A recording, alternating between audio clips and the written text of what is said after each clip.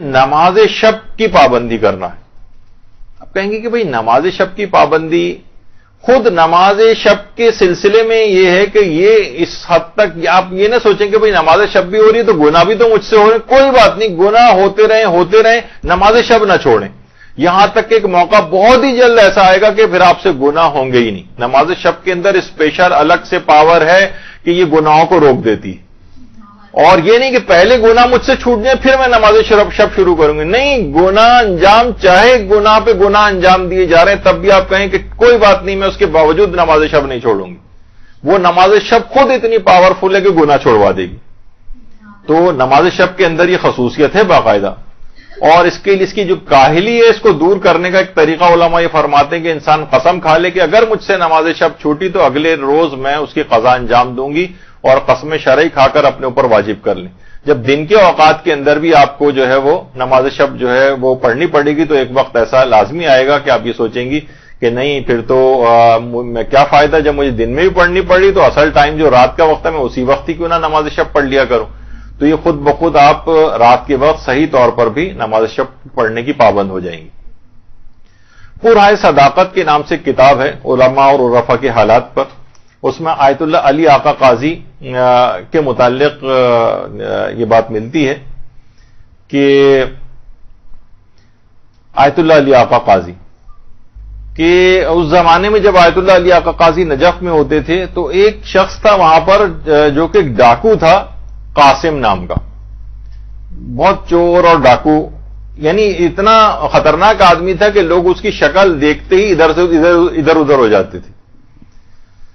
اچھا، اب لیکن یہ آیت اللہ علی آقا قاضی سے بڑی عقیدت رکھتا تھا. دیکھیے بہت سے ہوتے ہیں نا، آپ دیکھتے ہیں کہ عالموں کے پاس بھی بہت سے اس طرح کے افراد آتے ہیں جو بدنام ٹائپ کے ذرا ہوتے ہیں. تو بہت عقیدت رکھتا تھا. تو یہ روزانہ غروب آفتاب کے وقت نجف میں رہتا تھا تو کہیں اندھیرے میں کہیں چھپ جاتا تھا. جب آیت اللہ علی آقا قاضی رستے میں مسجد جاتے ہوئے یا روزے کی طرف جاتے ہوئے وہاں سے گزرتے تو اچانک سے ان کے سامنے آ جاتا تھا اور سلام کرتا تھا، مصافحہ کرتا تھا. روز ایسا ہی ہو رہا تھا. تو شاگردوں نے آیت اللہ علی آقا قاضی سے کہا کہ آقا یہ بات اچھی نہیں لگتی ہے، ایک چور ہے، ڈاکو ہے، اس کی تو بہت منفی شہرت ہے، مناسب نہیں کہ روزانہ اس طریقے سے آپ سے آ کر ملے، آپ بھی اس کو نہیں روکتے ہیں، لوگ تو سوچیں گے پتہ نہیں کیا کنیکشن ہے آپ کا، رابطہ اس کے ساتھ ہے، تو یہ اچھی بات تو نہیں سمجھی جائے گی، آپ کی شخصیت کی اور شان سے بہت بعید ہے کہ آپ اس سے میل ملاقات کریں. لیکن آیت اللہ علی آقا قاضی اپنے شاگردوں کی بات پر کوئی توجہ نہیں دیتے تھے. تو اسی طرح کئی ماہ گزر گئے. یہ آتا تھا اور ایک دم سے کہیں سے بھی نکل کے آتا تھا، مصافحہ کرتا تھا، سلام کرتا تھا اور چلا جاتا تھا. اچھا، آیت اللہ علی آقا قاضی نے اس دوران کچھ نہیں کہا. جب کئی مہینے گزر گئے، دیکھیے امر و نہیں جب بھی انسان کرتا ہے تو اس کے اندر مصلحت سے بھی اس کو واقف ہونا چاہیے. ہماری فطرتوں میں جلد بازی بہت ہے، یعنی ادھر بس ہمیں کوئی چیز پتہ چلی پورا زمانہ اس کے اوپر عامل ہو جانا چاہیے. ہم آج ایک دن پہلے تبدیل ہوئے ہیں اور ہم نے نماز شب شروع کی اور سب لوگوں کے اوپر طنز کرنا شروع کر دیتے ہیں فوراً. یعنی ابھی ان کا ٹائم نہیں آیا ہے ٹھیک ہونے کا، تو تھوڑا وقت انسان امر و نہیں کے لیے بھی کچھ وقت درکار ہوتا ہے. تو کافی مہینوں کے بعد ایک دن انہوں نے پکڑ لیا آیت اللہ علی آقا قاضی نے قاسم کو اور کہا کہ دیکھو اگر میں کام کہوں تو تم انجام دو گے، اور دیکھو کام اتنا آسان ہے، کوئی مشکل کام نہیں، نہ مال خرچ ہوگا نہ کوئی خاص وقت خرچ ہوگا. کہا کہ فرمائیے آپ. کہا کہ نہیں، پہلے تم وعدہ کرو کہ اس کو انجام ضرور دو گے. علی آقا قاضی نے کہا. تو اس نے کہا کہ ٹھیک ہے. کافی حیل و حجت کے بعد بہرحال وعدہ کر لیا اس نے. تو کہا کہ آدھی رات کو جب تم اٹھو گے صرف 10 منٹ کا ایک کام کرنا ہے. اس نے کہا کیا کام کرنا ہے؟ کہا نماز شب پڑھنا ہے. نماز شب. اچھا، اب اس کے تو آنکھوں کے آگے اندھیرا چھا گیا. نماز شب. کہا کہ آقا میں تو نماز پنجگانہ تک نہیں پڑھتا، میں اٹھ کے نماز شب پڑھوں گا، اور ہم تو پوری رات عیش و عشرت کے اندر گزارتے ہیں، اب دوستوں کے ساتھ ہلا گلا کرتے ہیں، صبح کے وقت کے قریب تو ہم پڑھ کر سو جاتے ہیں، نماز کیسے پڑھوں گا میں؟ کہا کہ نہیں، تم وعدہ کر لو تم کیسے اٹھو گے اس کی فکر نہ کرو، میں تمہیں خود اٹھاؤں گا، تم فقط نیت اور ارادہ کر لو، میں تمہیں خود بیدار کروں گا۔ اچھا، اب اس نے وعدہ کر لیا۔ اس کے بعد آیت اللہ علی آقا قاضی کے ایک شاگرد سے باقاعدہ نماز شب کا طریقہ سیکھا اور اس کے بعد اپنے گھر گیا۔ اچھا، اب جب گھر گیا تو رات کو سونے لگا تو اس کو یاد آیا کہ مجھے تو علی آقا قاضی سے میں نے وعدہ کیا ہے، لیکن میں تو اب سونے جا رہا ہوں، پتہ نہیں میری آنکھ کھلے نہیں کھلے، اس زمانے میں تو ایسا کوئی الارم سسٹم وغیرہ بھی نہیں ہوتا تھا۔ بہرحال اس نے ارادہ کر لیا کہ میں اٹھ جاؤں گا۔ اچانک نماز شب کا جو وقت تھا اس پہ خود بخود اس کی آنکھ کھل گئی، ایسا لگا جیسے کسی نے باقاعدہ آواز دے کے اس کو جگایا ہو۔ اچھا، اس کے بعد بہرحال اس نے وعدہ تو کر لیا تھا کہ اگلے دن پوچھیں گے آ کر۔ اب اس کی جس وقت بالکل اندھیری رات تھی، 14ویں کا چاند جو ہے وہ چمک رہا تھا، اور جب یہ اپنے حوض میں وضو کے لیے آیا تو اس حوض کے اندر، اس پانی کے اندر اس کو اپنا عکس نظر آیا۔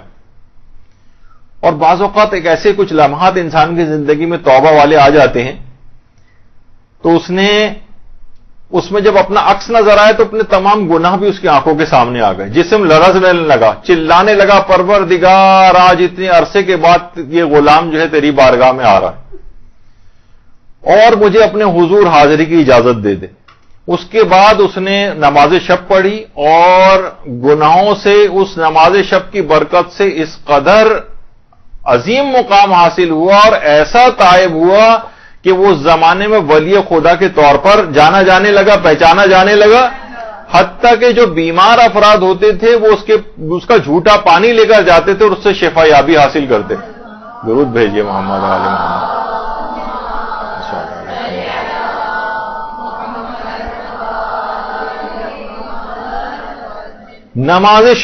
نماز شب نے اس قدر اس شخص سے، جب بھی آیت اللہ علی آقا قاضی فرماتے تھے کہ اگر کوئی شخص دنیا چاہتا ہے تو بھی نماز شب پڑھے اور آخرت چاہتا ہے تو بھی نماز شب پڑھے، دنیا اور آخرت کی ہر خیر جمع ہے۔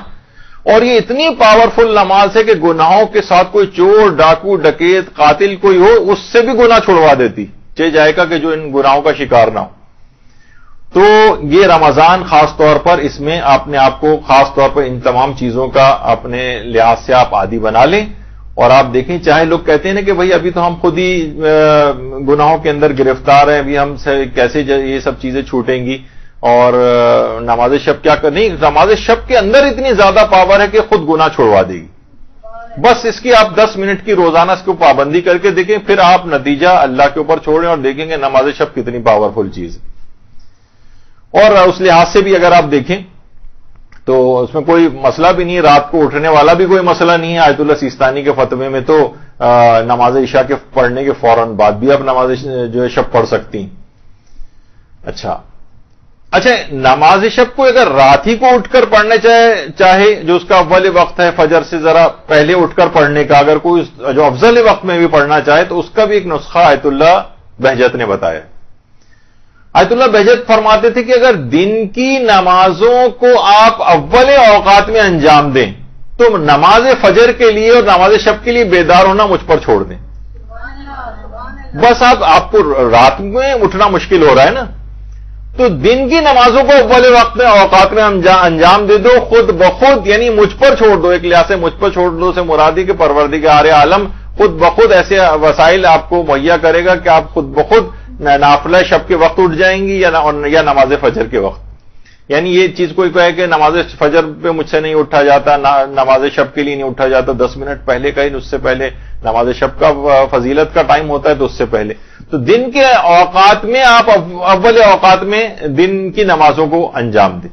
ظہر، عصر ہے یا مغرب عشاء کو بھی انسان جو ہے وہ پڑھ سکتا ہے اول اوقات میں، تو خود بخود لازمہ بنے گا کہ آپ فجر کے لیے اٹھیں گی اور نماز شب کے لیے اٹھیں گی۔ برحمتك يا أرحم الراحمين وصلى الله على محمد وآله الطاهرين